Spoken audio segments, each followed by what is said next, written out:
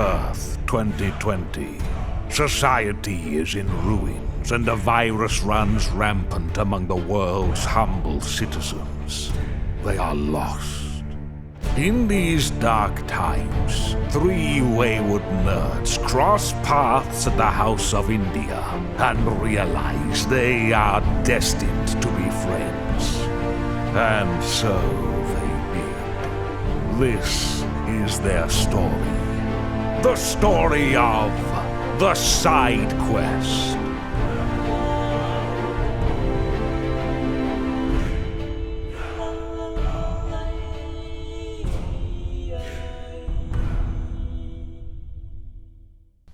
And Matt's pop filter can just sit in whatever situation it wants to be in.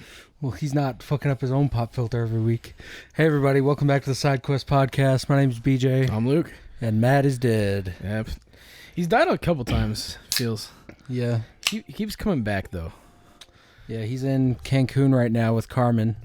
And he keeps texting us and calling us and saying, "It's so good, you guys. I wish you were here." And it's like, we're not, so shut the fuck up. Like, just have a good time and stop rubbing it in our fucking faces. Bro, look at this hibachi grill I got to go to. Oh, it's Dude, so nice. Everything is free. Bro, the like even before it was like, dude, the travel agent's doing all this for us. We're doing all this for this. Oh, that's great, man. That's awesome. And then yeah, he's gone and it's immediate. Bro, Cancun's so nice. Oh, it's so good. Oh, everything's free. Oh, this hibachi grill. Yeah. Love you, Matt, and I'm very happy for you that you get to have this insane, sick ass honeymoon with Carmen. Yeah, congratulations. But you're not a part of this.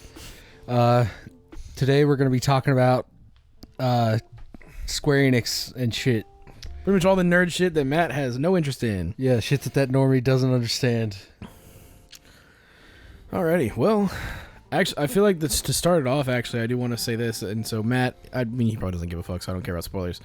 And I don't necessarily either, because I think it's going to be a while before I beat it, but Yakuza Infinite Wealth. Yeah. So it's been a while, you've had time to sit on it, you've beaten the game fully. Mm-hmm. How do you feel about it? Like, at the end of the day, you're done with the game, you can look back on it. How do you really feel about the game? I feel like, I mean, gameplay all the way through, absolutely perfect. All the mini games are incredible. My big problem with it is from a writing perspective, and it's that at the end of the story, everything falls apart. At the beginning, they light a fire under your ass, and it's going for a very long time. With how far I got, I know like the mystery of not Akane. Akane? No. Yeah. What's his mom's name? Yeah, Akane. Akane. Yeah. Like that mystery in like, oh, what is she doing? What's going on? Meeting the fucking cult leader of the thing, and you're like, okay, like it sets up a mystery really well. And at least at the time, it feels like it's Ichiban's story that Kiryu is a part of, but he'll have his own thing. Yeah, and they set that part of it up really well too, making Kiryu invested in everything. There's that whole, I've talked about it like 8 times on this podcast, but they have that whole dream sequence where Kiryu gets knocked out and then he dreams that the little girl is Haruka, and he keeps trying to like save both of them over and over again in the dream, but these dark hands keep reaching for him. Like that shit goes so fucking hard. And then it's like, oh, we made it to like the 2/3 point in the game. The little girl's saved. She's not a part of this anymore. It's like, keep the little girl kidnapped. Feels like they kind of pushed like we need to have Ichiban have something, but then we also have to give Kiryu his send off. And the game quickly becomes, well, no, it's Kiryu's story now. Because we knew that there would be like, because I think it was like Kiryu's gonna get his own party. I think we knew it beforehand. Mm-hmm. But then yeah, what we end up happening is just everybody who's back in Kamurocho, right? Not everybody. So what? Namba and Adachi come to Hawaii at some point, right? Yeah. But then it's like Kiryu. It becomes clear to them that Kiryu can't do this. You can spoil, by the way, all sorts. Like I'm super fine with it because I will end up playing it at some point. But it's just like the game is so fucking long.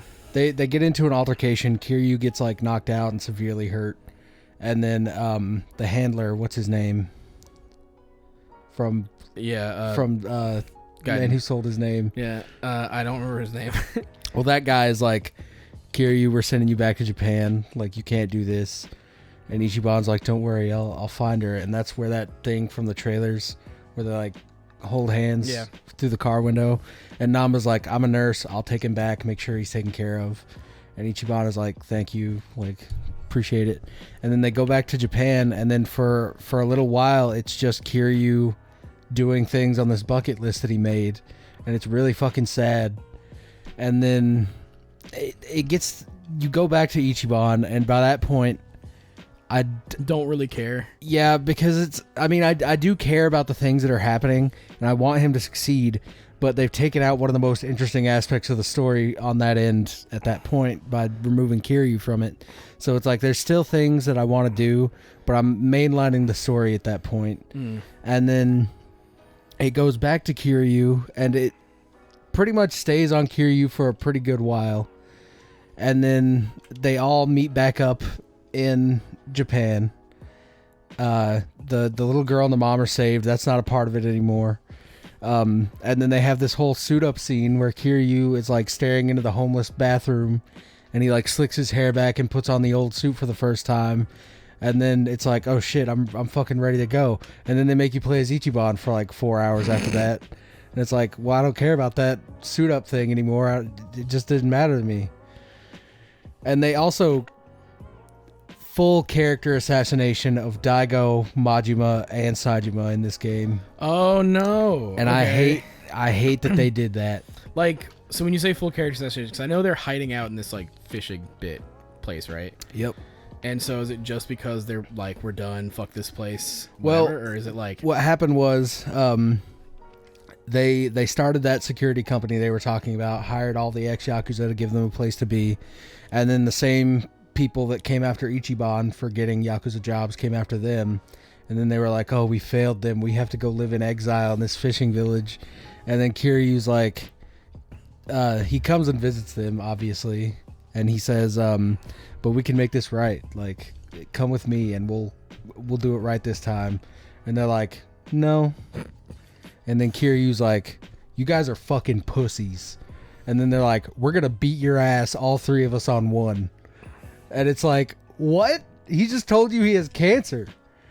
And then that don't matter. It's all about the fights. What you can do right then and there. You know what I'm saying? I mean, I guess I'm giving them a bullshit excuse, but it's stupid. There's also this one line that really pisses me off, and it's Kiryu after he says, "I have cancer. It's like terminal." Majima says, "I guess cancer can even get the dragon," and it's like Majima wouldn't fucking say that. Majima wouldn't. He would have been a lot more like. Even Majima probably would have been a lot more like subtle about it. He wouldn't, especially at this point where he can drop the act fully, and they know they care about each other, and his whole thing is, well, I guess cancer can get anybody. I guess that sucks. Let's fight now. It's like, what are you doing, guys? Yeah, it's baffling. What's the girl in Hawaii's name that was super cute and into Ichiban? Chitose, yeah. Her bit is the VTuber, right? Mm-hmm. Yeah. How was that unveiled? Because that got spoiled for me, and I didn't want to tell you about it until I knew you got there, and then I just forgot. So the guy in the wheelchair that Ichiban meets on the plane, he's been like blackmailing her, and he basically like owns her channel now. Like he took Chris Chan's PSN password, basically. Nice. And she's like really torn up about it, and she's like, I really like you guys, and I'm so sorry that I have to do this, but like if I don't, they'll like kill my dad. And she's like, don't worry, I'll fucking make it right even if I have to die. And Ichiban's like, that's not necessary at all. Like, we know you were being blackmailed, it's fine. So she almost jumps on a grenade at one point, and it's a whole thing, but her character arc is good. Does she? Because I've seen the ending scene where Ichiban and Sayako, yeah, they have their like fun loving moment, but then Ichiban screws it up, like an idiot, as he does. But she's not in that scene. No, because after she uses the VTuber channel to expose like the cult, in this illegal nuclear dumping site thing. She's like, all right, I'm fine. Like, I don't need to be a rebel anymore. Like, I'm gonna go back and run my dad's company. So now she is like the head of that. The explanation they give on Aerie not being there is that she went to head up a bigger venture like overseas. So like Ichiban Holdings expanded, and now she's like the CEO. Yeah. Good for her. Yeah, so good character arcs there. Tomizawa has an incredible character arc. Does he meet his wife again or no? Yeah. Nice. Let's go. That's his whole. Well, I can't remember if he meets her specifically, but he meets her fiance, and it's really heartwarming. But that's his relationship quest. Is it a nice like I fucked up, treat her right kind of thing? The guy, it starts that way because that's how he feels, and he like runs into the guy, and the guy's like, "Oh, hey, buddy," and he's like being all nice to him and buying him drinks and stuff. He's like, "I need to get the fuck away from this guy before she sees me." And then by the end of it, he's like, I knew who you were the whole time. Like, she always told me you were a good guy, and she knows it wasn't, like, your fault. And I just wanted you to know that she doesn't blame you so that everybody can move forward. And it's really good. Good. Yeah. And then by the end of it, the very, very end is Kiryu in the hospital undergoing chemo. He's a skeleton of a man, but at least he can say his name is Kiryu now, I guess. But see that I've also seen where Haruka and Haruto are in the hospital, and they almost see him. That part alone, seeing her and Haruto walk down the hall holding hands, made me tear up. It was one of the most emotional moments in the game. But there's that, and then Akiyama's the only one he actually talks to, though, right? Yeah, Date and Akiyama. Everybody else is like, and Date almost dies. Oh fuck! For the stuff that he does for Kiryu in this game. Date is the biggest homie. He is, honestly. He basically comes and finds Kiryu, and he's like, "Hey, knew you were alive. Thanks for telling me."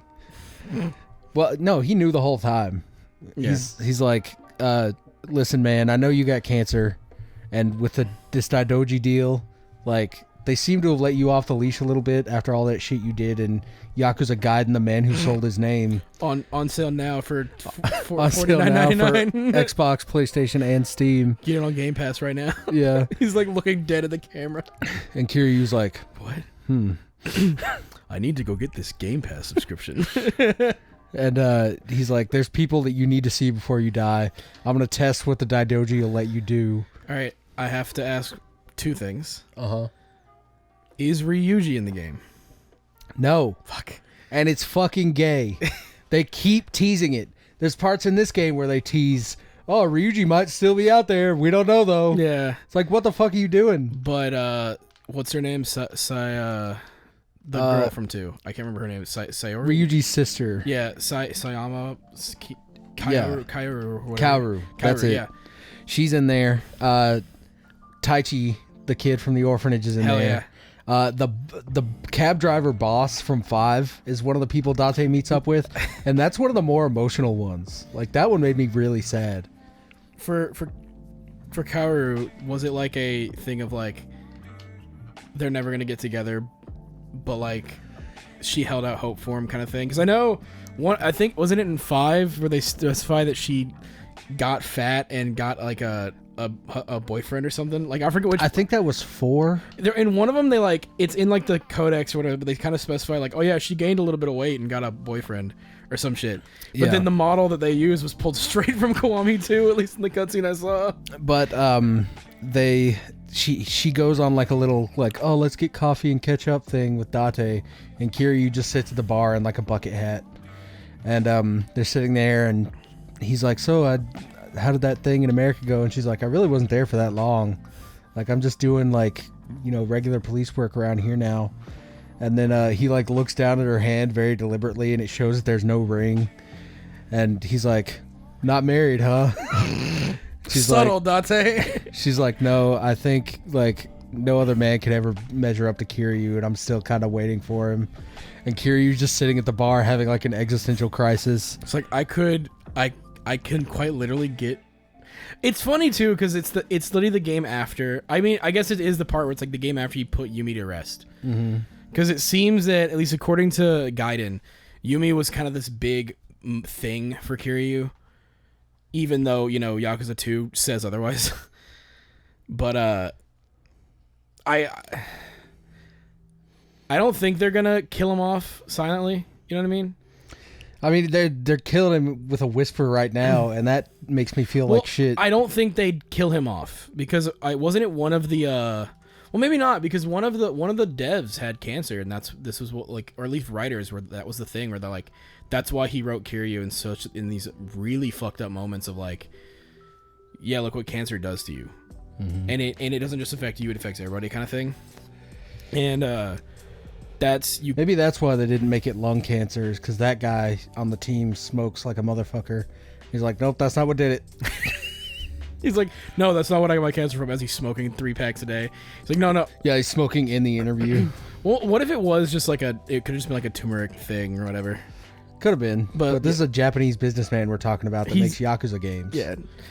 I don't know. I do like the fact that they used a personal thing that someone on the team had, like, experience with, to be like, no, I want to write this in.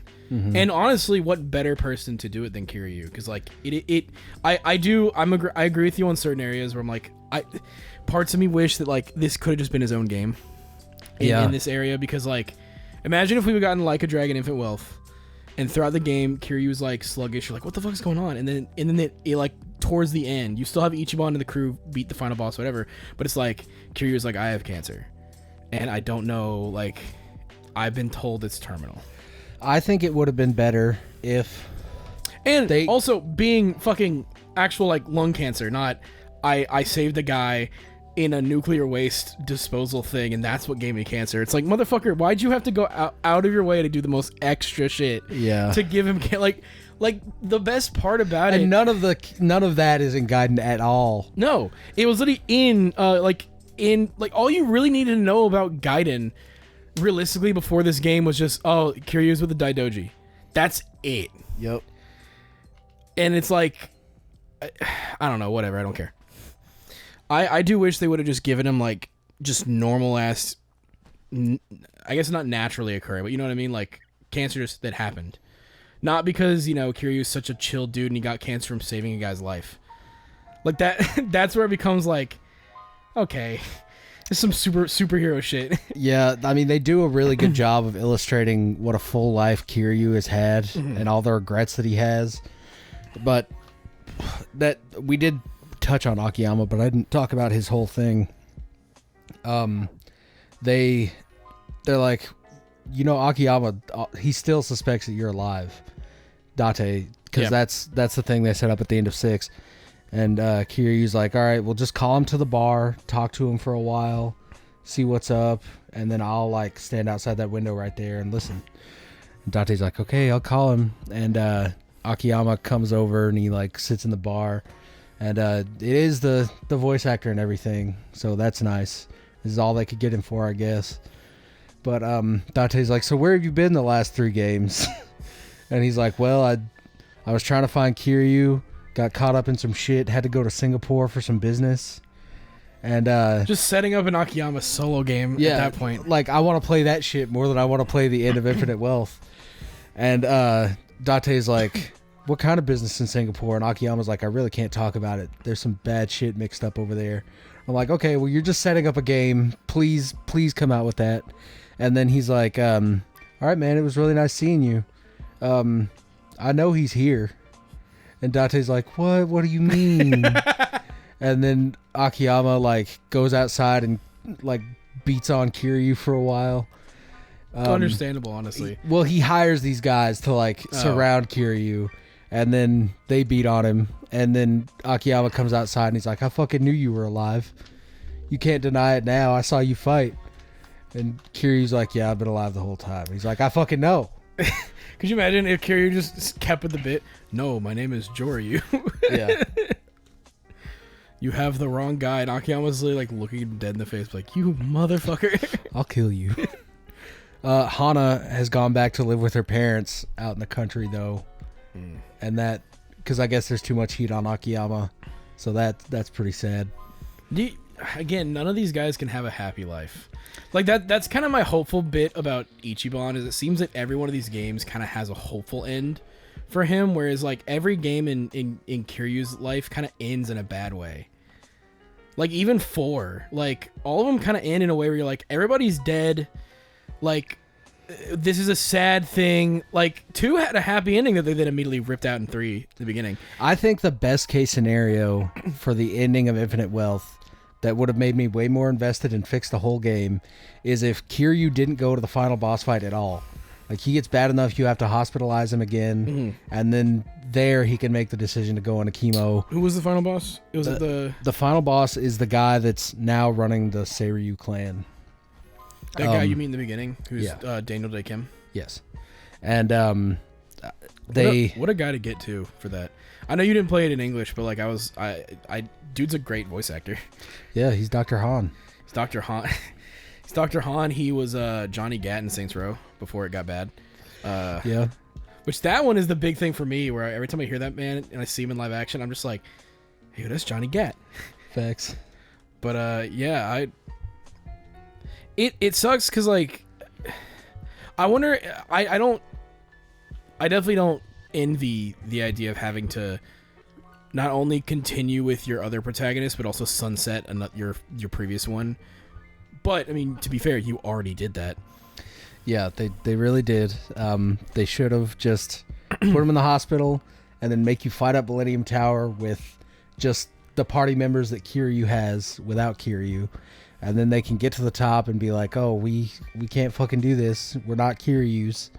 And then you can bring in Saejima, Daigo, and Majima because they are playable. They have movesets.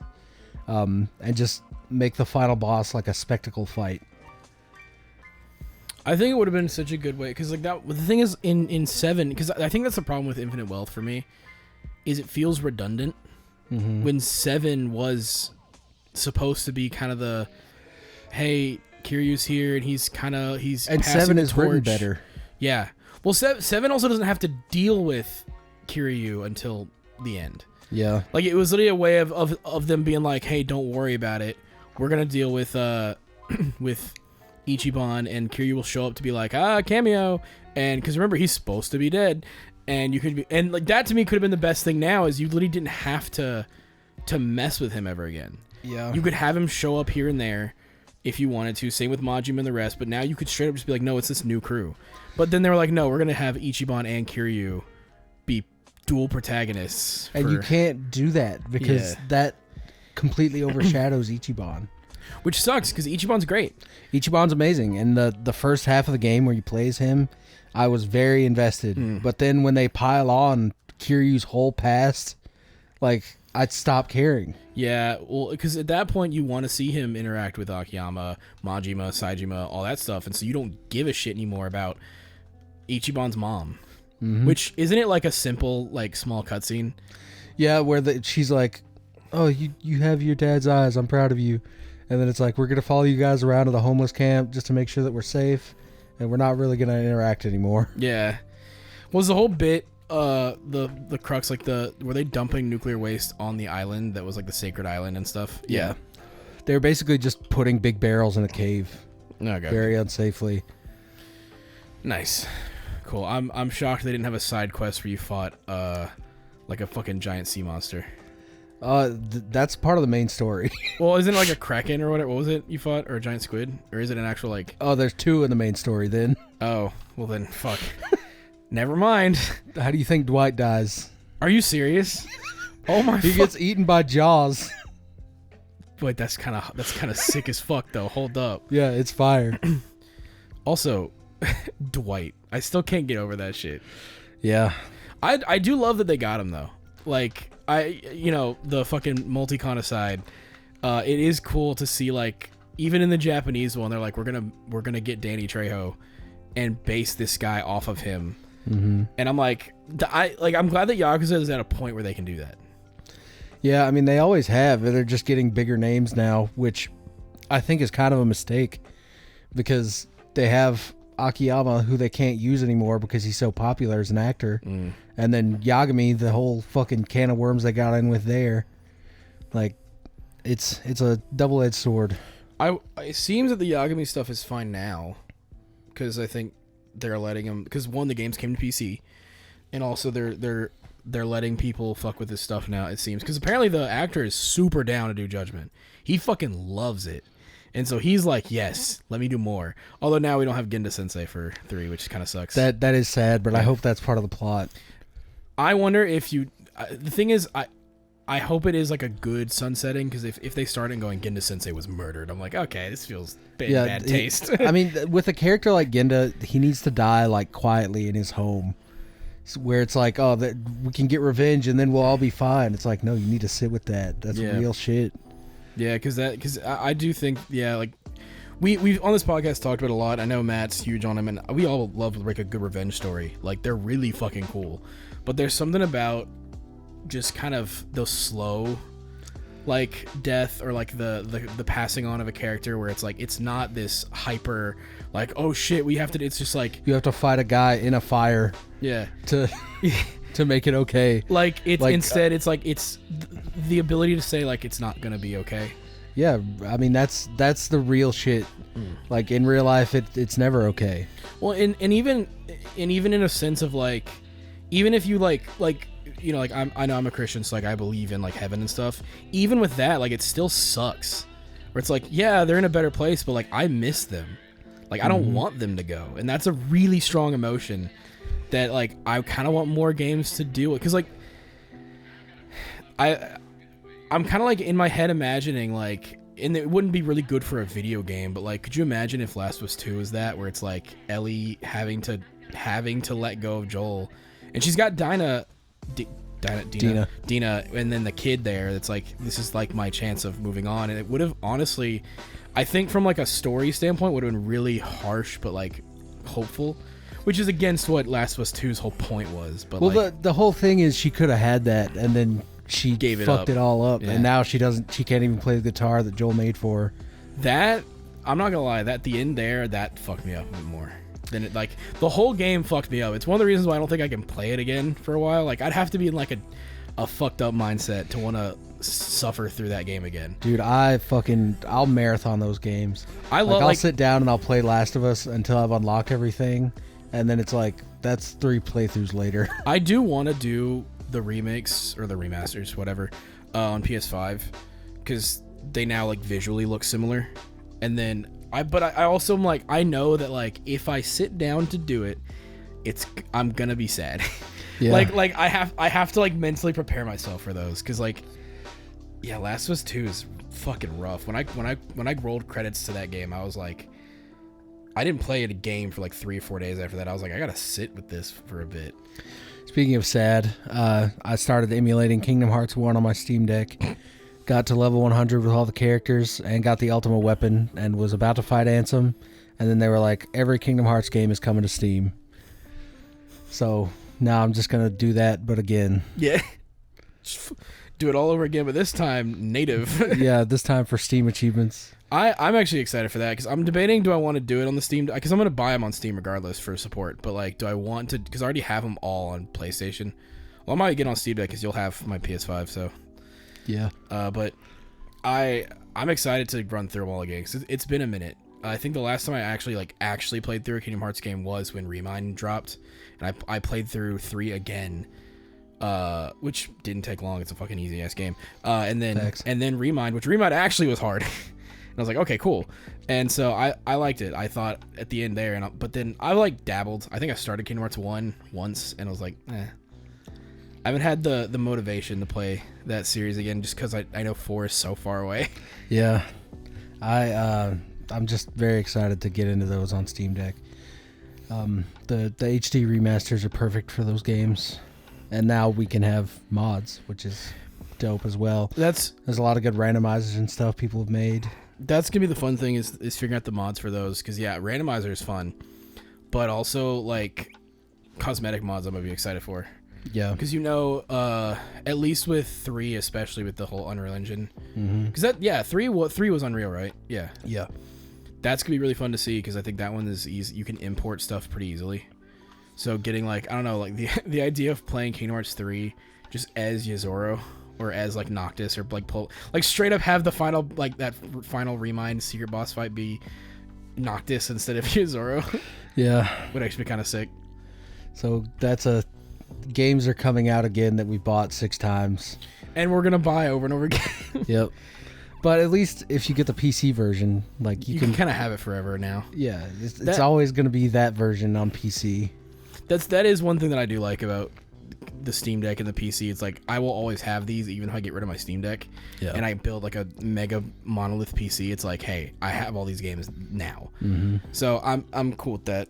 But speaking of mega monolith type games, you finally have started Final Fantasy VII Rebirth. I sure have. Yeah, after me taking my sweet ass time with the game, I'm over here at Matt and BJ's house for a week, and I figured, bring the PlayStation over. BJ can start playing some Final Fantasy, and you just got to the Mithril Mines. You did your first major boss fight. Yeah, I'm over halfway done with everything in the grasslands. Yeah, dude was like actually going through and doing it. It was so fun to see because I'm watching and I'm literally seeing like, I did that. Yeah, I did this too. Yeah, it's like it's been fun, but I've been there to kind of like work out some kinks where it's like, oh yeah, by the way, just a heads up, this is how that works, or this is this thing. Before like you go, wait, what the fuck am I? Oh, okay, yeah, because like so there's some stuff I didn't figure out until Junon that like I'm like, oh. Fuck, that's how it works. I didn't understand what they were trying to tell me with the sniffing things out with the chocobo.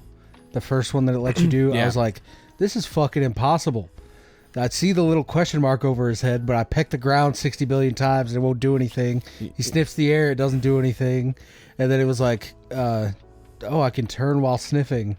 And then it highlights the path. Yeah. And that took me a long ass time. It's like small things. Like They tell you how to do things, and for most of it is like pretty good. But some of them are like those Xenoblade 2 tutorials where they just fucking suck. Dude, I didn't understand how to play Xenoblade 2 until after Fan Lenorn died. Damn. I didn't understand chain attacks at all. Oh, no, dude. I swear I still don't understand how that shit works even now, and I'm like Torna thankfully had better tutorials. Yeah, because and Torna fixed the chain attacks where you can link any element to any other element, where it's like, oh, you can mix fire and water, but not fire and stone. It'll fuck your whole combo. Yeah, that's again why fucking 3's gameplay is the best. Yeah, 3 is perfect. But speaking of gameplay, how are you liking Rebirth so far? I mean, it's peak.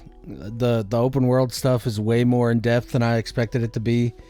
It feels like a really good natural evolution of the first one, because all the systems that I liked are there and improved. All the combat stuff is crazy. The party system I really like. I've just been using Red and Tifa and Cloud, but I just want to get good with Tifa and Cloud before I move on. And I know I'm going to suck balls with Red, and I'm not trying to put time into him right now. Red, I will give at least for Red, as I told you, his is like very like parry defensive focused because you want to build the Vengeance. And I'm a dodger. I will say this, just because this game doesn't have iframes, dodge like, and it's hard to get used to that. Yeah, because we've been playing it. I've been playing it a couple times with you sitting there, and I'll do things, and I keep like guard, because I've just played another Crab's Treasure, and I'm also playing Dark Souls right now. So it's like, oh, I'm trying to do Dark Souls shit in Final Fantasy, and it's just not working. So, how have you like the synergy? Because you only have the Tifa one, but the synergy attacks, they're very cool. I got the Sephiroth one. Yeah, you did. That was pretty sweet. Also gay. Yeah, gay as fuck. Not as gay as the gay love Keyblade that Sora and Riku get. Dude, Kingdom Hearts is so funny to me on that front. We'll get back to Rebirth, but like, I was watching a retrospective where this dude, have you seen King K? I've heard that name before. He has a Kingdom Hearts retrospective up to 3, so I guess all of them. But he mentions like, because he talks about like Kingdom Hearts 1 and like the sharing of the Palpo fruit and like how it's great for Sora and Kairi, and he's like, and he makes this joke of like how could you not like these two obviously romantic? He's like, okay, well, let me stop real quick before people give me some. But it's like, when you look at Kingdom Hearts, it's the most aggressive on the, man, Middle-aged Japanese men do not know how to write romance.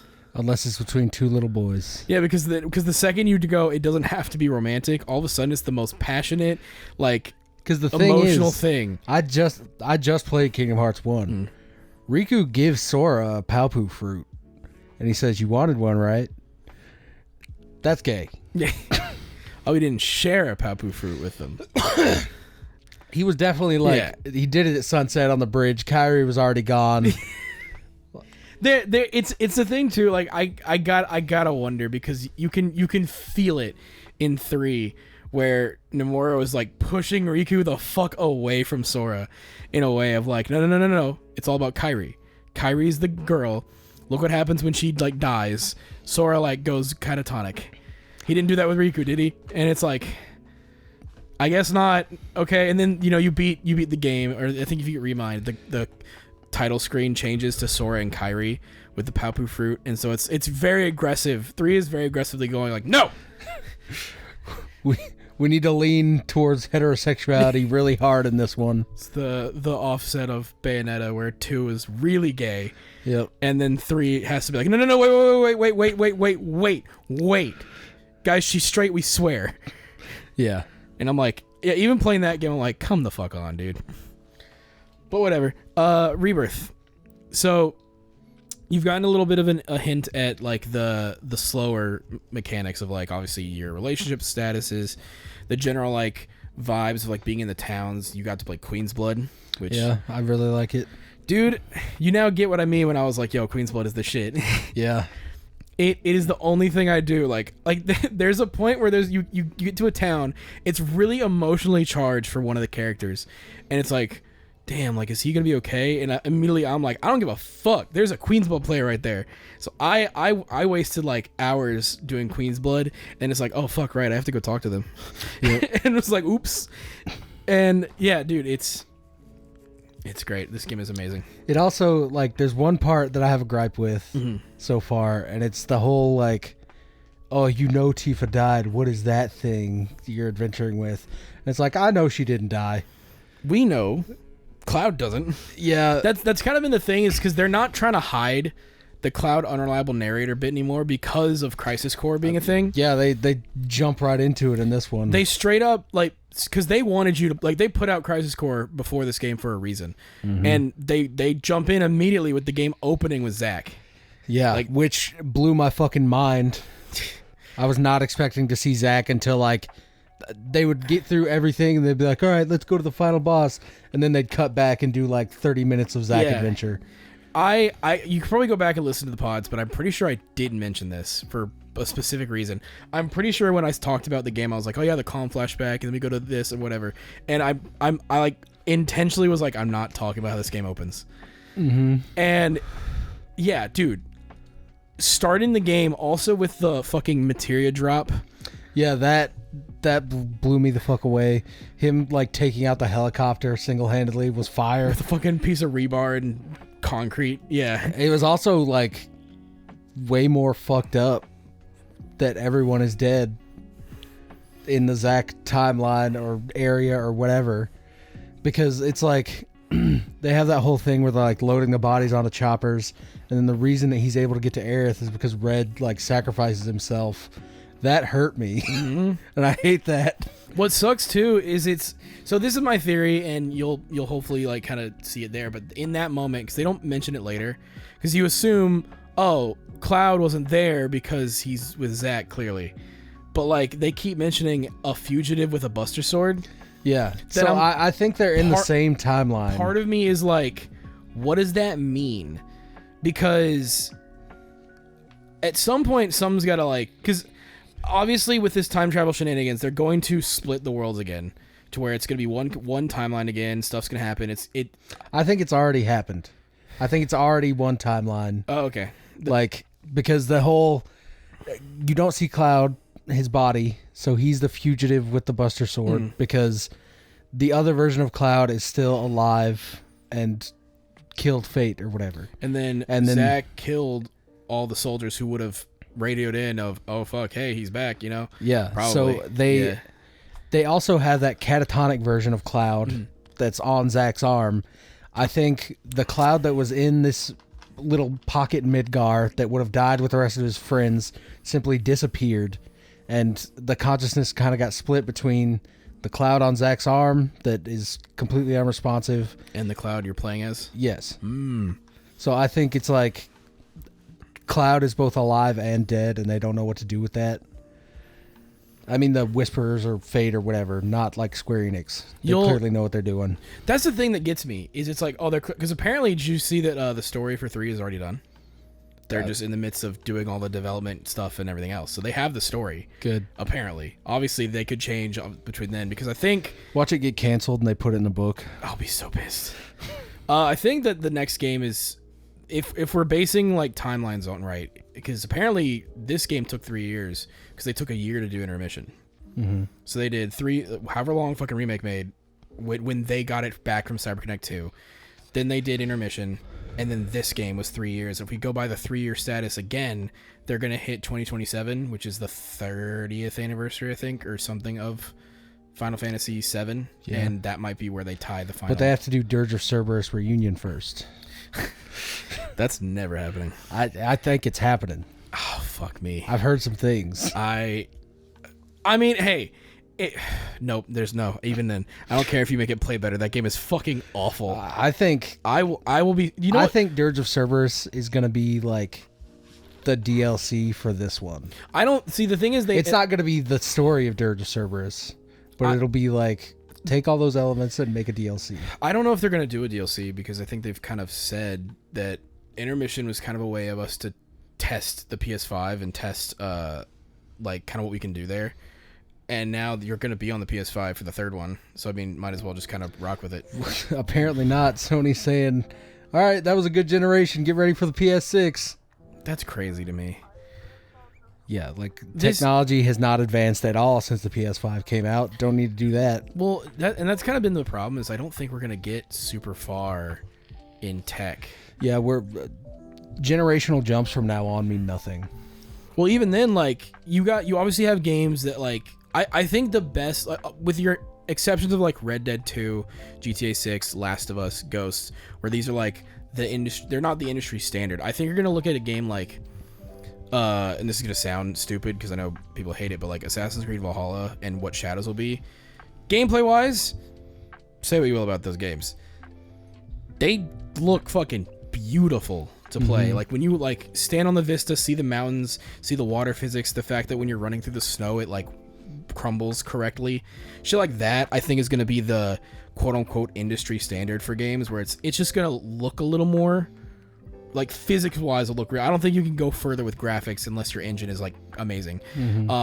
Like the RE Engine's games are fucking amazing to look at, but like you start to you look at like puddles and shit in Resident Evil 4 even, you can kind of tell like, all right, that's like a video gamey puddle sometimes. Yeah, but like that's mostly a texturing thing. Or like they're like liquid physics. So like you say blood and stuff, it's still very much that weird video gamey spray of blood and things. And so it's like depending on the engine, you're going to kind of pick and choose what is more important to you. But that to me is engine. That's not like what can we render on this console.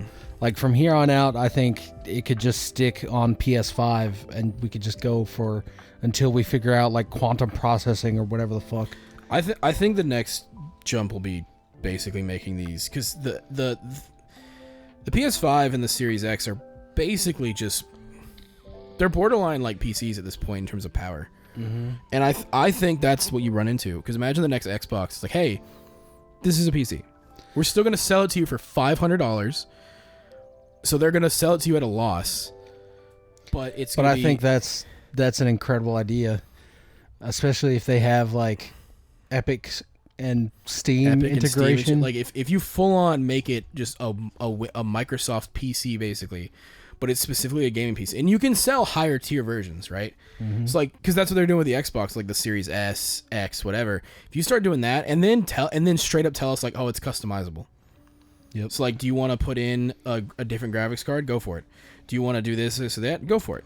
And like they could work with like AMD and all these other people to be like, hey, we want these to work. And I mean, for us. they pretty much already do with a lot of the chipsets and everything. So I think that would be the smartest move for them if they decide to do that, because PlayStation wants to keep being a console.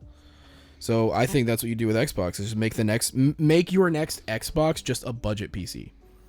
That's like, hey, this thing is a pretty powerful, like, keep it about as powerful as a Series X or whatever else you want to do there.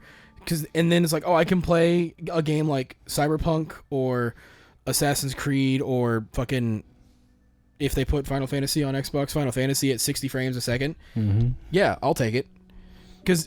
And then if you want, you get the thing, $500. Here's the thing. You can open it, change out some shit, put in higher graphics cards, a better GPU, whatever you want to do. And then Xbox will make a fuckload of money selling, here's the better graphics card, here's the better RAM, better Wi-Fi card or whatever. Then they basically have just created their own line of PCs from the console loyalty that they've had. Yeah. I think that'd be the smart option for them.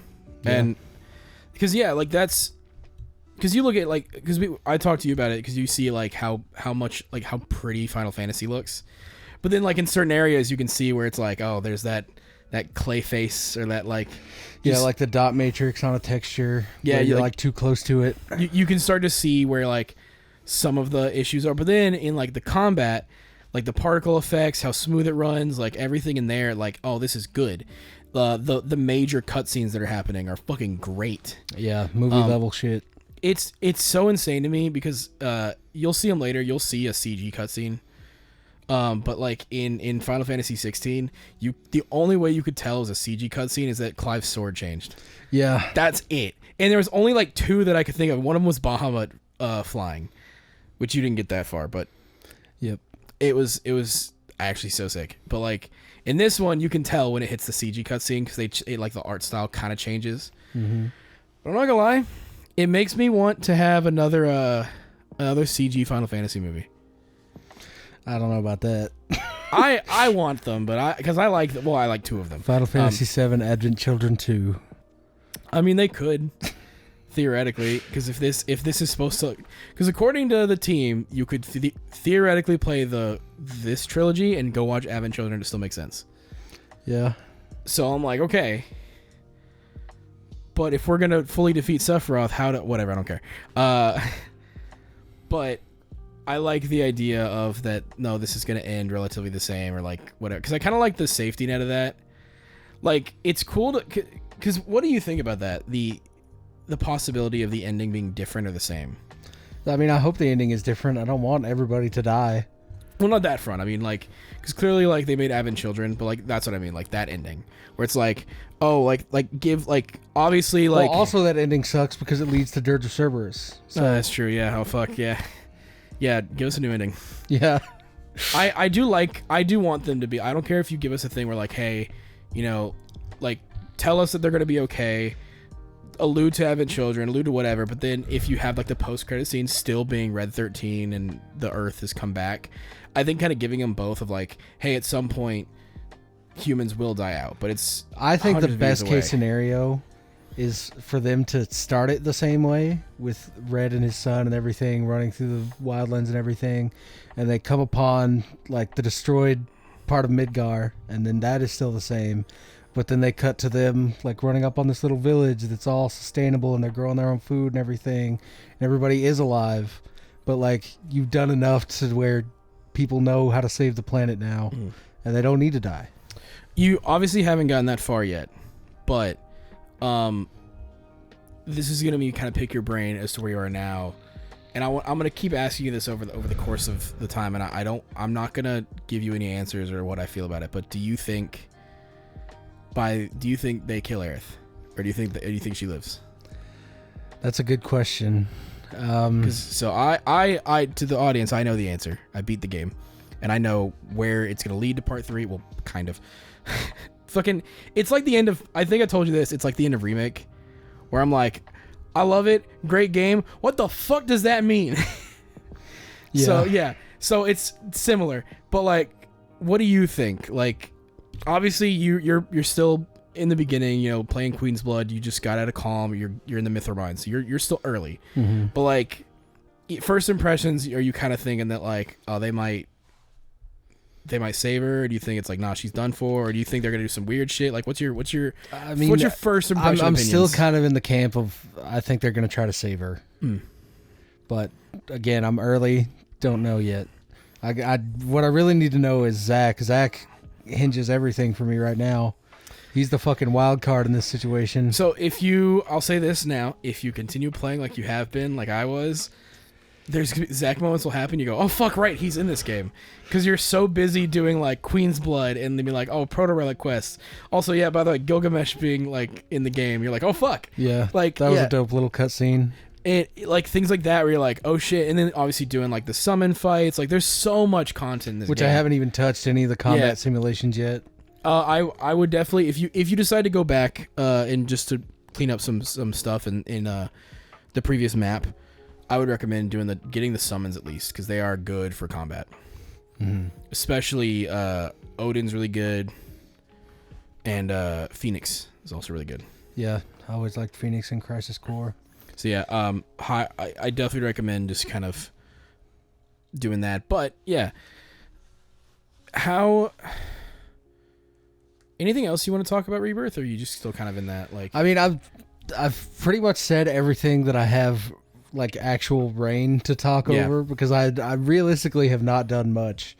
Is there any questions you have on it that you want answered? Like even with, I'm not gonna spoil story stuff for you, obviously, but like just like general gameplay stuff, or like mini game stuff, or like anything where you're like, tell me this. Like even if it's a story thing, but you're like, I'm cool with this being spoiled, not this or whatever. I mean, the only questions that I have right now are about like the character arcs, because I know they do a lot with Barrett from the trailers that they put out, and I'm very glad to hear that, because for the most part, after Midgar, from what I hear, they don't do a lot with him in the original. They do. I mean, it's roughly the same that they do here, but it's not near. It's like with everything with Remake and Rebirth, it's expounded upon where you care now. Yeah, and that's another good thing about this, this new style of game making that they're in, is everyone is voicing their opinions. The whole party is there all the time in fights where they're not even playable. Yep. Like they're still there doing something. And that is the best part of this, because Final Fantasy VII has a huge cast of playable characters, and a lot of them you can only pick 3. And yeah, if you find the 3 that you like, you're never going to get to know these other motherfuckers. I will say this, just because I don't want to get your hopes up, but Vincent's not playable. Yeah, I don't know if they said that before, but yeah. Him and Sid I know aren't playable. Are they like Sonon? It's not like Red in the previous or Sonon. They're just story there, but it's like you meet them relatively late that it's like it's not gonna matter. Yeah, I am excited to get to that point though, because I mean I've always loved Sid. Sid was like the second Final Fantasy character I was ever introduced to. The Kingdom Hearts. Yep. The Sid is great in this one, and that's one thing I like, is that first impressions in this game are good. That I feel like part 3 is where you're gonna get into the, is he an abusive guy? Like, yeah, they do a pretty good job. If he's like, I think they'll cut that out. See, that's the thing. I thought they'd cut out other stuff too, but like this game, but the remake and this seem to be like not necessarily cutting out, but like recontextualizing. Yeah, I mean that's what I think. I think it'll be more of like a verbal abuse scenario. Well, yeah, I think they'll treat it the same way they treated the cross-dressing thing, where it's like it's not a funny gag, haha, Cloud's in a dress.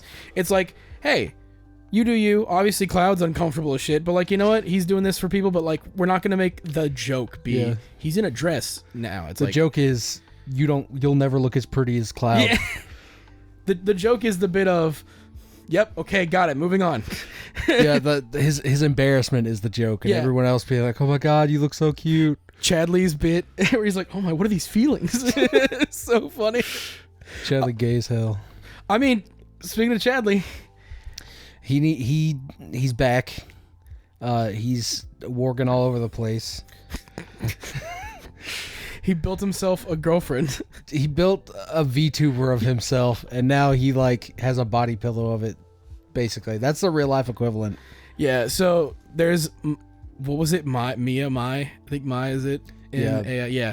So, a lot. Chadley's basically your Ubisoft Towers kind of thing in this game. He's the checklist. They're not half as bad as Ubisoft towers, though. Yeah. They're very easy, and they give you just enough. They don't give you the whole, like, that's actually one thing I liked, is they didn't, like, give you, like, oh, the map is now filled in. It's just like, no, here's points of interest, go find them. Yeah, you still have the to things go that anyway. you need to find to complete a region are the things that it brings up. It's never like pointless, like, oh, what could be over there, and you're like, I don't care. Yeah, it's like always, the parts of the map that actually get colored in are the ones that you go to as well. So that's more focus on exploration and not get every tower. Yeah, because that is one thing even still to this day. Although I don't want to get into Valhalla, I'm not talking about it today. Anyway, but even like Far Cry 6 and stuff, where it's like there's your Ubisoft tower, and you're like, okay, well, now what? Because yeah, they give you everything. It feels like, where it's like, oh yeah, here's all here. Oh, there's a treasure chest over here. Oh, here's a side quest. Here's this, and you're like, dude, I just want to play the game. Like, let me do this naturally. And I think Chadley, well, it's not all natural, obviously, because here's your battle scenarios, here's whatever else, but like, it's easy, and like all the stuff are like still relatively entertaining. And those aren't even the side quests. That's the thing, is you still have side quests on top of doing all that. Yeah, it's basically just like bestiary tasks almost. And the way that they do all of them so far, like the Chocobo one sucked at first because I wasn't understanding it, but they're all fun and quick. And I like that you can just move from one to the next, and it's like most of the time it's going to be a different kind of challenge. Yep. And they're small, and you can get through them and then move on to the next one. It's a very addicting loop. Yeah, that's been my biggest thing, is the fact that despite how big it looks, the open world areas are not that big. And so you're constantly finding something. You'll run into something, whether it's an ambush of monsters, a little choco chick leading you to a thing. Those are adorable, by the way. Fucking, you have to pet him. Like, it's you have to.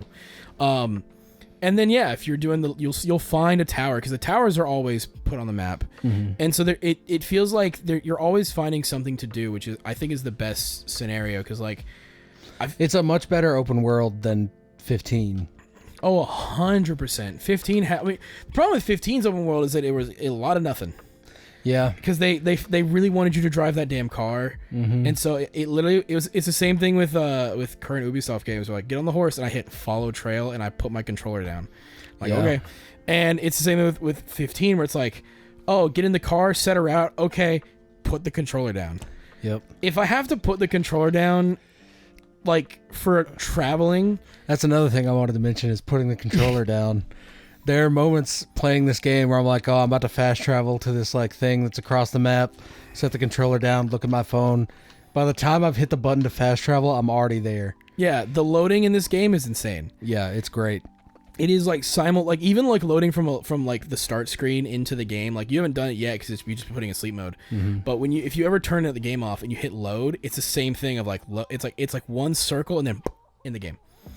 It loads extremely fast. Yeah, it's very well optimized. I haven't had any slowdown at all, which I expected to happen in that first city, because it's so densely packed with character models and just things that you can knock over, fucking camping chairs and shit. That lady's wall she built around her Queen's Blood thing. Yeah, and then the army comes in, and I was like, okay, this is where it's going to start stuttering, because there's people fucking parachuting in and like hovering models and everything, and no, it just runs straight through perfectly. The game is probably the most stable I've seen. Obviously, if you play because I don't know what you're playing in, if it's quality or performance. I don't think we checked, but I do know if you play in like the 60 frames mode, it's smoother, but it takes a dip in quality. Yeah, like not like a harsher where it's like, oh, this is a fucking PS3 game, but like you can tell like they go back to the polygonal models from the PS1. Yeah, totally. Like lighting gets a lot less. It's like, you know like the 4K dynamics kind of stuff, where like, look at the god rays of the suns and like how light water reflects off this and all that bullshit. That kind of goes away, just being normal. But you get like the smoother 60 frames experience. But yeah, regardless, the Rebirth, and I'm glad you're getting the good first impression of just like the game. The game technically is really, really sound. Story-wise, already hooks you. Yeah. Because, starting you off, by the way, that's another thing. You don't play as Cloud for a good minute. Yeah, and I was not expecting that at all. I loved every minute that I got with Zach. and I felt like tearing up, like watching it, but it wasn't quite as emotional as ending the first one because they changed what I knew was supposed to happen, and now it's like everything's off the table. So I am like very crestfallen to see him again, I guess. Yeah. I'm like, oh, he fucking made it. Like, oh, but like it's. It's like he made it with an asterisk. Yeah. So I'm sad for the characters that quote unquote died, but are still alive.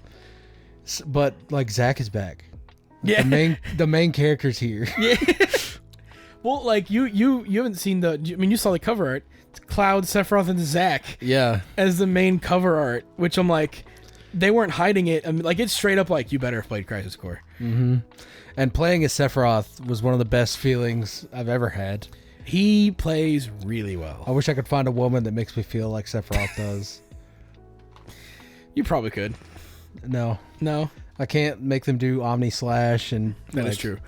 That Zantetsuken's. that fucking Pierce attack. Yeah, awesome. Like, dude, I did not go into his combos much, but like just doing the stringing, like the square then triangle combos, ending with that fucking stab is so good. And then he feels like a DMC character because of the way it's like, okay, you mash on him with square button for a while, you'll get that first one, and then if you keep going, there's a more advanced combo that you get. I think it's just by continuing with regular combos, and then you always have like the Pierce or the Heaven's Gate thing you can do.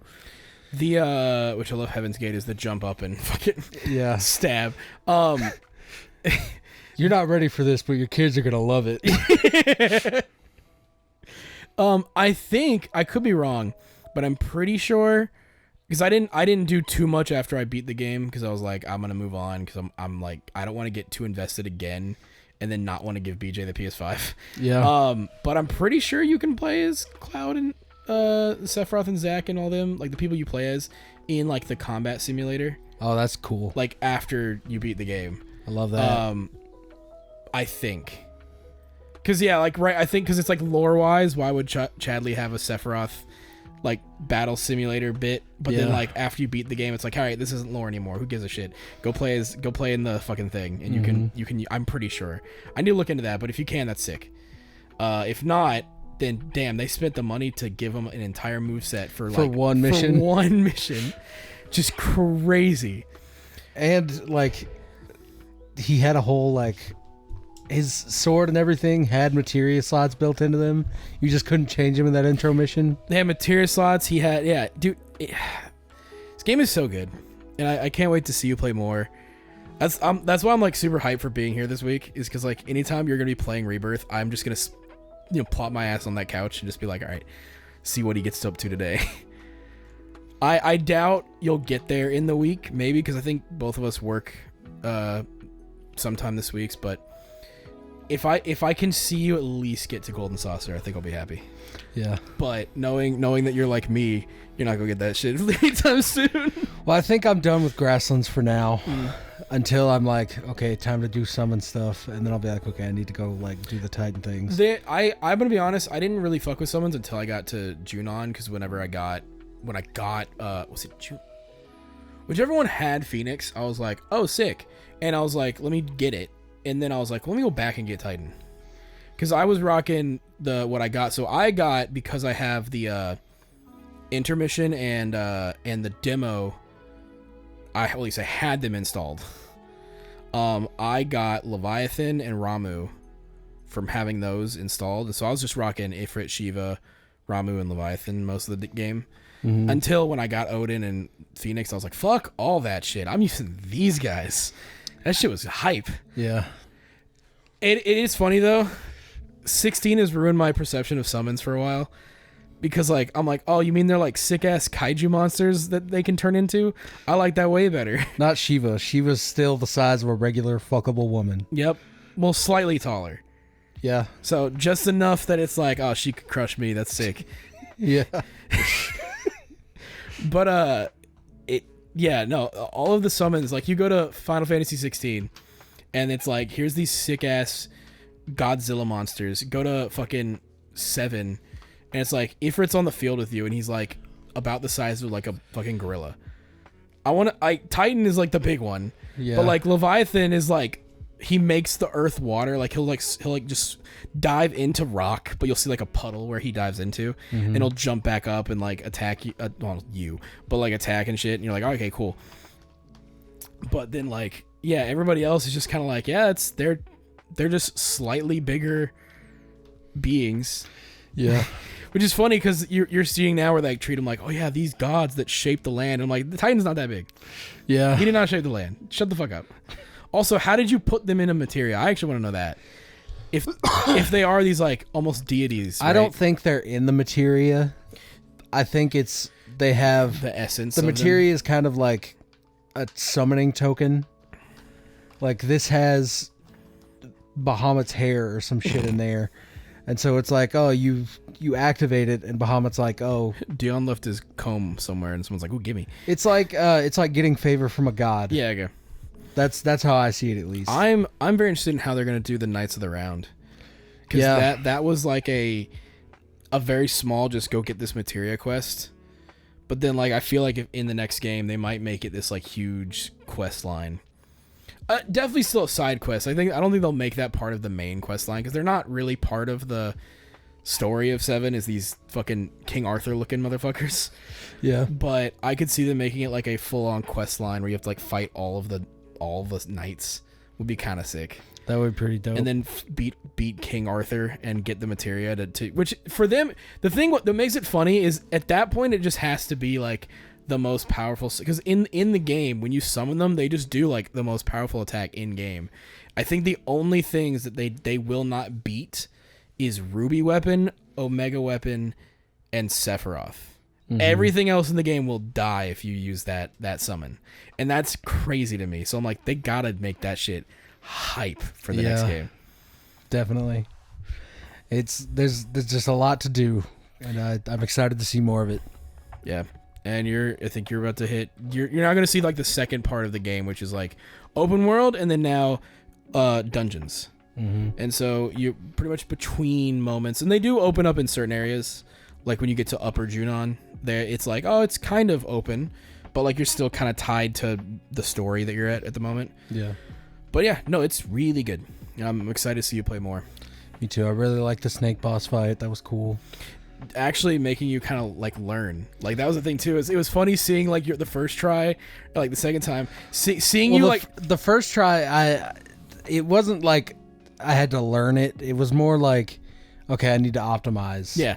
Because going through the open world, I would just come across enemies, waste them, and then just get back to it without really changing my materia or skills at all. And then that's the first roadblock where it's like, no, you need to optimize your shit, make sure you have the right spell materia equipped. And I love that they've added in a thing now where it's like, I have it on Tifa right now, but it's the fire and ice materia where it's 2 spells in one. Love that shit. Give me more of that. The materia in this game is insane. Looking back on it in OG7 and in this game, the materia system is one of the best like magic systems in a video game. Like, because there's so much customization to it. And I love that they individually can be leveled up. Yeah, no, and what makes it even better in this game is the amount of different ones they're giving you. So you have like obviously like the precision dodge, the one you give to Tifa, which was like auto unique ability, and it straight up in the thing says, yeah, give this to Tifa and she'll use unbridled strength to boost her attacks when not using her. So so you'll be in the middle of a fight. Let me jump to Tifa. She already has one up on that, so you already have like I think Omni Strike ready, and I'm like sick. So it's great. I love. Yeah, the materia system is amazing. Yeah, it's great. I just can't wait to delve into it more and get to the point where it's like, okay, now you can do some real shit. I'd say like what most of the combat gets really hectic. I'd say especially the boss fights in this game I think are some of the best. They definitely kind of tease you in this one where it's like, oh, look how easy it is to beat trash mobs. Go fuck yourself. Here's the snake. Yeah. And like you're like, oh fuck. And so I'd say from this point forward, you're gonna start to realize like, okay, all of the bosses are kind of built around the party you're gonna have at that moment or whatever. Because a lot of times, like, and you'll see in the Mythra Mines, like there's moments where they'll split the party, and it's like, okay, now you're stuck with these characters. So now you start to go, okay, I want everybody to be optimized and everybody to have this and this and this. And so that's where I think the combat's gonna shine. Because yeah, if you're like me, you're gonna like even in remake, I'd stick with Cloud the whole time. Whereas in this game, it's straight up like, well, but Barrett's over here, Cloud's over here, so Barrett's party leader real quick. And so now you just don't have Cloud, and you're like, okay, cool. So and they do that. Whereas pretty much all of remake is Cloud. Yeah, except for that one part where you have to like be Aerith and go up the stairs to find Cloud. I will give one little thing, and that is the worst mission of the game. They make you play as Kate Sith once, and it's like shut the fuck up. Please let this be over, and like so fast. That's the one mission. Oh yeah, I forgot. Kate Sith is a party member in this one. Oh yeah, he is. I forgot too. I'm gonna be honest with you, because you get him relative not late, but. Yeah, his stuff is really interesting because it's all luck based. That is interesting. Trust me, when you play it, it's actually kind of fun.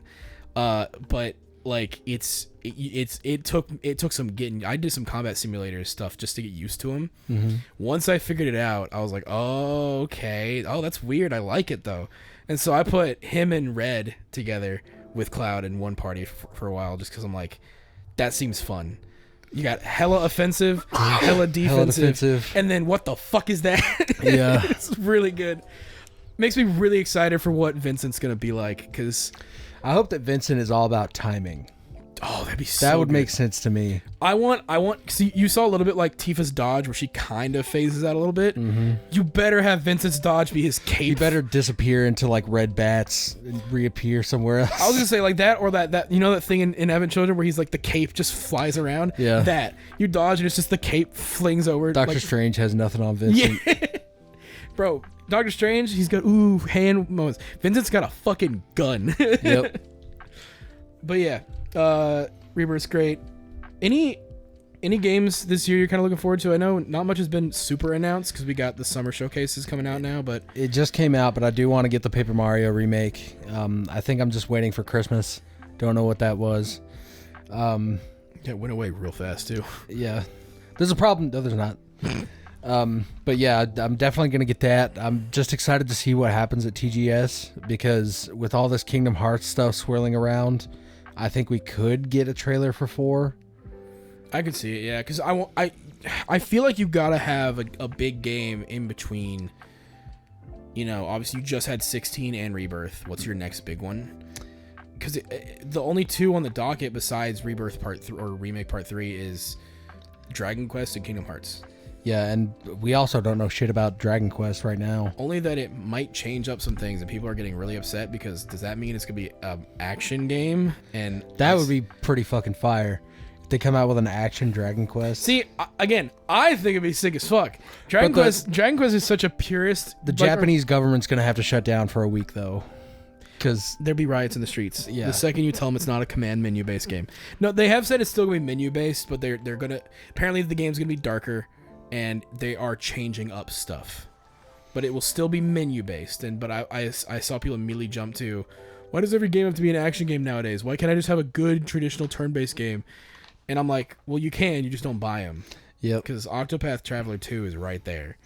I still need to get that one too, but I haven't finished the first one. I played the demo for 2, and it already that demo was better than what 1 had. I was like, damn. So. And I love the combat in 1. You give me a good weakness system, and it's over. Well, that's why the stagger system is so good. Like, say what you will about 13, but like adding in a stagger system was like the best thing that game ever did. And then adding it to 16 and to fucking remake. Yep. Like, to me, I'm gonna be honest. Maybe I don't want it in every single game, but I'd be super down if this is one of the staples from now on. Of action, at least. Yeah, if you're doing action, because it adds layers to the combat where it's like, okay, I need to do these specific things, and then I can fucking wail on them. Yeah, because that's been some of the best things is like finding the weaknesses, pressuring them. Hello, Lance. Hi, Lance. Coming in to be a part of the podcast. It's like, what the fuck y'all boys doing in here? But yeah, I'm excited for the refin. That other Metaphor Persona. Refantasio. Yeah, that game looks cool, but it also just looks like a Persona game mixed with Shin Megami Tensei. Yeah, I just need to see more about it and how it's played before I get excited. Because with new IPs, it's hard. I am well because I guess I like Tokyo Mirage Session is pretty good. Love that one. Great weakness system in that one too.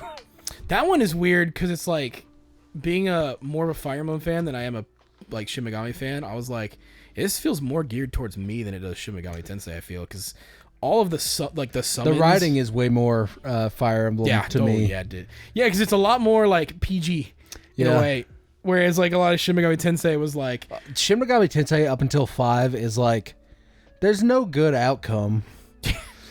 I want to play 5. I think I might fully sit down with when Vengeance comes out. It's really fun. I didn't get through it all the way, but I played for a little bit, but it was again like with big RPGs like that, especially ones that aren't like action heavy. Like Xenoblade was different where I could like kind of because that one is hella strategic and being active. Like if your RPG isn't like active, I have a hard time like dedicating a lot of hours to it because it's like I know it's going to be hundreds of hours. Yeah. Like whereas like Xenoblade 3, like when I beat that game, I was like, this game's great. I'm glad I did it. Versus like sit.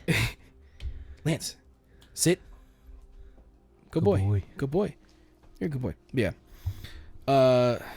Other than that, though, I mean, I guarantee I'm the only one excited for AC Shadows, and I say excited with an asterisk. Yeah. Just because I'm all right, dog. Not the pigs. It's like I came in here for toes. But I think I'm only excited for that. And again, I have to see. I haven't pre-ordered it because I have to see gameplay first. But everything they're talking about, I'm kind of into because it's like you have the two characters, Yusuke and Naoe. And Naoe is apparently just going to play like OG Assassin's Creed. She's got the tools to do it. She's going to be all stealth-based. The one thing they said is that she can't parry, but she can deflect blows. And so I'm like, what does that mean? Because the parry in all the newer AC games is just like time it right and you can counterattack. Whereas hers is like deflecting, so I wonder if she'll be like, oh, push them away kind of thing. They've talked about the stealth mechanics being a lot more, so it's seasonal based. So like, oh, in the summertime... like you can like dive underwater in like a lake to get underneath a bridge and like take out guys that way. But in the wintertime, that lake's frozen over. So you can't use it anymore. Same with like climbing on top of the buildings. Like if it's like raining, you could possibly slip and fall or like other things there. Also, rain covers the noise of what you can make. So you can be a little louder. In the wintertime, if it's like icicles hanging down, you can knock them over and they'll be alerted to your presence. They've said that you can now summon, like, you can recruit people like an AC3 and AC Brotherhood and, like, send them to do stuff as well. And that's what they've talked about, a lot of that stuff. They haven't really talked about how that's going to differentiate between the two. Because they have said that Naoe is going to be the stealth character and Yusuke is the samurai. So he is going to be the all-action... like, but they can both kind of do a little bit of each other's, but Yusuke is all killer, no filler, and Naoe is just all stealth. And so I'm interested in it. Plus, it's maybe it's just because like Shogun's being as big as it is, and I'm also like I'm kind of hyped for another Japanese samurai game. Yeah, but I don't know. I'm definitely not buying it, but I'm looking forward to hear what you say about it. If it's good enough, I mean, depending on where I get it, I can let you borrow it if you really want to play. I mean, you'd have to play on the Xbox, but you're like, no, no thanks. Yeah, I don't know. I'm excited for it, but I'm like, it's one where I'm like, I like Valhalla with an asterisk. That seems to be a going trend with Assassin's Creed. Well, it's like Origins is great. Odyssey I personally like, but Valhalla felt like it tried to please too many people because it was like, oh, we're gonna bring back social stealth and you can the guaranteed one-hit assassination and like you can do all this, but also we're a big Viking RPG with mythical beasts and shit. And but also none of that assassin shit makes sense here. Yeah, it's like, but also you can take out the Templar Order because they're here. But also Eivor's not going to be an assassin, but you have assassin friends. And I'm like, what the fuck does that mean? Like the only good part about Valhalla's story was the sages. Like you remember in Black Flag the whole sage thing? I'd never played Black Flag. Oh damn! Okay, so you didn't get there. I'd stopped at 3 because I was like, Desmond's dead. Yeah. Peace out. In Black Flag they introduced the concept of sages, which are like basically humans that Isu have reincarnated, the precursors reincarnated into. And so the whole plot of Valhalla is that 3 of your main characters are sages, all of which are based on the precursors that are named after not named after, but they are pretty much what caused the Norse religions. Like they're Odin, Loki, all them are just precursors, like the Isu. And so they pretty much built a machine to put their consciousness into a human and reincarnate over time. So Eivor is Odin. Basim, who's your like one of the assassins. So they created the Animus. Pretty much, yeah. The Isu, and that's where apparently, well, I think that's where they got the Animus tech, was through the apples and through all that stuff anyway. So yeah.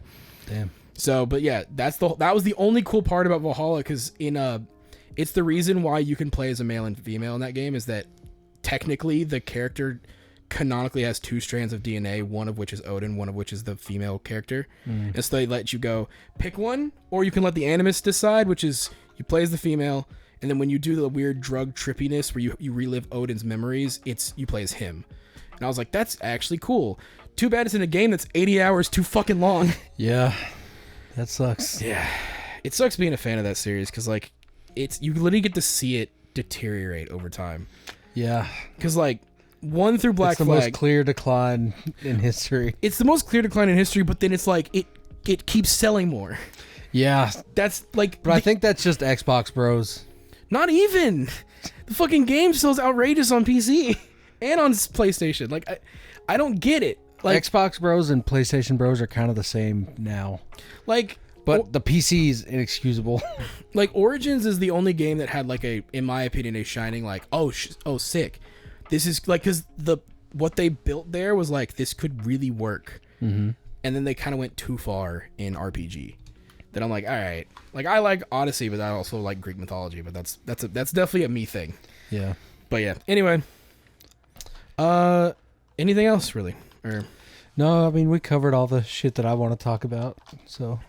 Yeah, I mean we sorry Matt, we watched another episode of Kaiju, which is great. We haven't really talked about it on pod, have we? But Kaiju, we talked about it like the day after, or the day that we saw those T-shirts. Yeah, but that was when like episode 2 had just come out. Kaiju is great. It's incredible. I think it's going to be the next big shonen. I think this is it. And then once Sakamoto Days drops, Sakamoto Days, I'm excited to see. That manga is so fucking good that I cannot wait for y'all to see what I like. Cause dude, it's so fucking amazing. Cause it starts off and you're like, oh, this could be some goofy whatever, and then I'm at a point now where I'm seeing fight scenes that are better than anything like Bleach, Dragon Ball, Naruto, any of these could come up with. God damn. And I'm like, how the fuck is this with this fucking fat ass and his 2 pupils he's met, one of which can read minds and the others gets happy drunk? I'm like, I don't get it. But speaking of pupils that read minds, shit's popping off in Mob Psycho. Yeah. You're seeing the world domination arc, which is crazy. Yeah. So I don't know how many episodes is in that, but I think we're pretty close to the end of the season. You were on 6 when we started watching, like today. We got through a couple of them pretty fast. So yeah. The fight scenes have taken a fucking massive turn upwards. Yeah. Like this shit is going hard right now. It is so good. Like seeing Claw, the organization, and like all Claw? Yeah. It's seeing all the different espers fight now, because now you're getting to the point where it's like, oh, sick. It's also really heartwarming because the only reason that they have any opposition right now is because of the connections that Mob has made, and I love that. Yeah, well, that's what made it so fun, is because Mob's whole thing was like, let me make friends, and like the Body Improvement Club beating that villain. That was the best so shit. Dope. So well, and just like being a good bro, and then Dimple possessing him to fight was cool. Yeah. But like, yeah, dude, I loved it. That's the best thing about Mob Psycho, is like it has such a good heartwarming, like it feels natural. Like even when things don't go the way you want, like you saw the episode with Reagan like getting outed as like a piece of shit and like fake. But then like, you know, Mob like helped him out and got out. But then like it's that moment of, yeah, Reagan, like maybe he doesn't make a bunch of friends and he lost some of the people that he cared about, but like he's got Mob. Yeah. Like that's his boy. And it's like you see like it's a weird thing of that I love, where it's like you don't get exactly what you want, but it still turns out okay because the characters are mature enough to kind of move on of like, I'll be fine. Like I like this. I'm happy where I am. And I'm like, that's so cool to see. Yeah, it's incredible. Once again, One Punch Man. Can't wait for that to come back. It's got to be this year, I think. I fucking hope so. I mean, what I don't know, unless it's like I thought the Yuri on Ice movie might be this year, but here we are. There's no way they cancel One Punch Man though. Like Yuri on Ice, even as pop as it is also super niche in a way. Whereas One Punch Man is action shonen shit that has the highest fucking priority for people. They could have made Yuri on Ice action shonen. I mean, it basically is in ways. The way they treat figure skating is like a fucking tuning exam. Yeah, that's true. It's funny too, because like Yuri on Ice is definitely not for me, but it's one of the prettiest animes I've ever seen. We started watching it. We watched like the first 2 episodes, me, Matt, and Carmen. And I could tell they weren't into it, and it pissed me off really bad. It's one that I watched. I think there was 2 seasons, right? No, just one. Just the one? Okay, then yeah, I've watched whatever's out, and I was like, yeah, this is definitely not my cup of tea, but like visually, stunning. Yeah. Like, holy shit. Plus one of the best opening songs Oh, ever. 100%. History Maker, banger. Absolute banger. But I am sad for those who don't get it, but like, I don't know, it's one of those weird things where I'm like, I feel like they should have finished the movie, and then after that just been like, we're not doing You're on Ice anymore. Like, just like finish what you promised. Yeah. And then come out and say, look, that's not what we have the passion for anymore. Because to me, it felt like the one season is the story, and then the movie would be like, okay, more context for Victor, and that's all you need. Yeah. Because I think you could kind of tell not that they didn't care anymore, but it's like they've kind of found their footing as a studio. Like, yes, Euro and Ice put them on the map, but they've kind of found where I say their passion, but like, I mean, where the money is. Yeah, well, but like you see the amount of like effort that they're putting into, like, because you see their indie stuff and it's like it's still really pretty and good, but it's not nearly as like visually stunning and whatnot as like JJK, Final Season, Attack on Titan, even like Hell's Paradise or Chainsaw Man.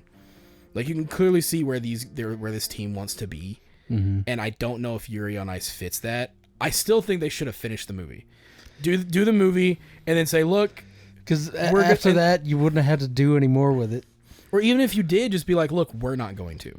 We're going to sell it to another studio, let somebody else take care of it, but we don't really want to anymore. That way, at least it's not going to sit in. Because, like, imagine it's like, oh, like, the Euro on Ice fans, like, want one more season or one more movie or something, and it just sits in Mappa's vault for ages of, like, we're not going to do anything with it. Yeah. You know what I mean? But now it's like, yeah. But anyway. Thank you guys for listening. Check out the sponsor, Dubby. Great Jitterless energy. Got some good flavors. Take it sleazy at checkout for a discount. Check us out on Spotify, YouTube, Instagram, TikTok especially. TikTok. We got some new editing for the TikToks. We've been putting out some bangers lately. Yeah, so there's also going to be way more TikToks from now on. So keep an eye out for that. Blow us up on there, please. That's the only way to grow is TikTok, I guess. And for now, take it sleazy.